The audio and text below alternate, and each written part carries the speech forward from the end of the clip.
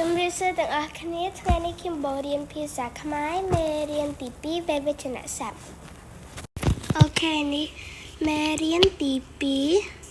វេយ្យាចនៈស័ព្ទនេះបំណិនចូលអានអត្ថបទខាងក្រោមទី1សុខាសំពះលាម្ដាយឪពុកមុននឹងទៅសាលារៀនទី2ម៉ែជូនកូនទៅចោះឈ្មោះចូលរៀនទី3សុភាសុំលុយម៉ាក់ទិញសៀវភៅទី4យើងជាកូនត្រូវគោរពមាតាបិតាពាក្យម្ដាយម៉ែម៉ាក់មាតាមានន័យដូចគ្នាគេអាចប្រើជំនួសគ្នាបានពាក្យទាំងអស់នេះហៅថាវេយ្យាចនៈស័ព្ទវេយ្យាចនៈស័ព្ទគឺជាពាក្យមានប្រភេទដូចគ្នានិងអាច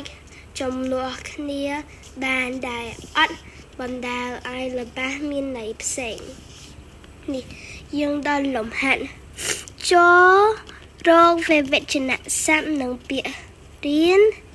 និងឪពុកអូខេពេលនឹងហើយទី2ចូលអានអត្ថបទខាងក្រោមរួចសង្កពាក្យ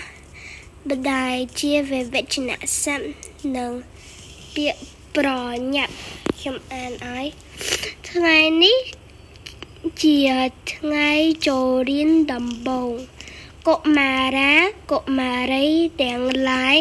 ធ្វើដំណើរយ៉ាងប្រញាប់ប្រញាល់សំដៅទៅសាលារៀនលោកគ្រូអ្នកគ្រូរូបរះទៅសាលារៀនរងចាំទទួលសិស្សទាំងឡាយដែលក្តីរីករាយគេឃើញឪពុកម្ដាយម្នីម្នាដឹក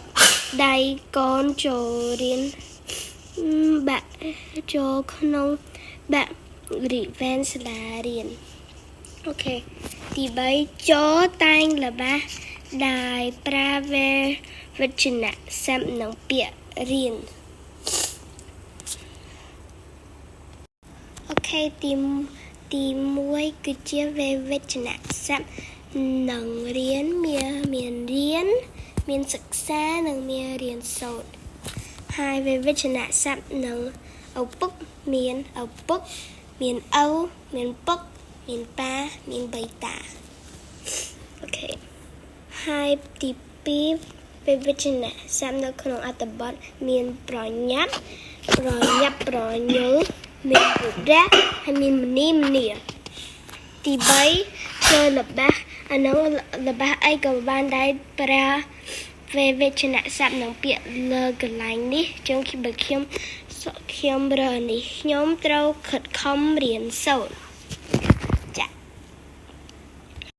ជំរាបលាទាំងអស់គ្នាអរគុណមើលវីដេអូខ្ញុំហើយខ្ញុំសូមទោសខ្ញុំបានផុសច្រើនថ្ងៃ